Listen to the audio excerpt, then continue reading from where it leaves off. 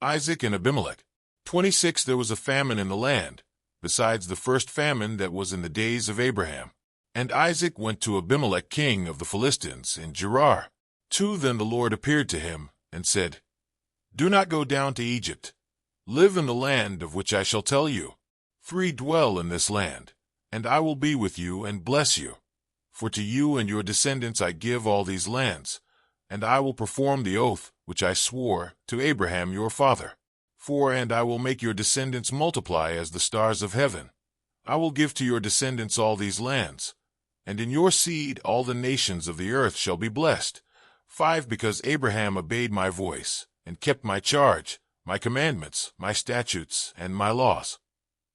6 So Isaac dwelt in Gerar. 7 And the men of the place asked about his wife. And he said, She is my sister. For he was afraid to say, She is my wife. Because he thought, Lest the men of the place kill me for Rebekah, because she is beautiful to behold. 8 Now it came to pass, when he had been there a long time, that Abimelech king of the Philistines looked through a window, and saw, and there was Isaac, showing endearment to Rebekah his wife.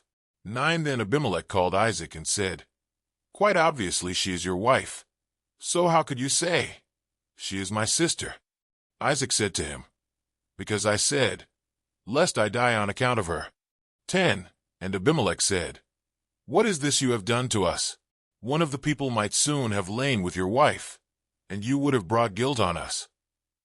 11 So Abimelech charged all his people, saying, He who touches this man or his wife shall surely be put to death.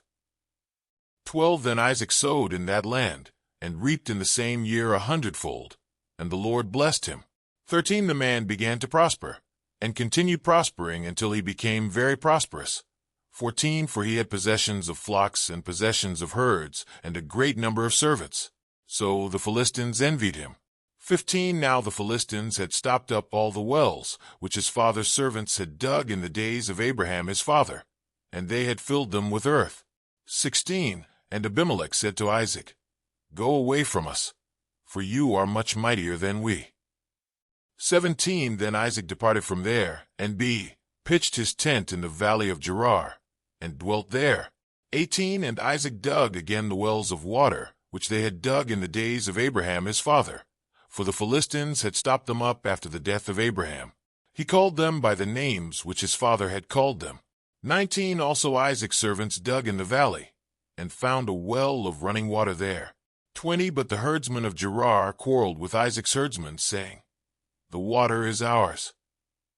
So he called the name of the well Ezek, because they quarreled with him. 21 Then they dug another well, and they quarreled over that one also. So he called its name Sidnah. 22 And he moved from there, and dug another well, and they did not quarrel over it.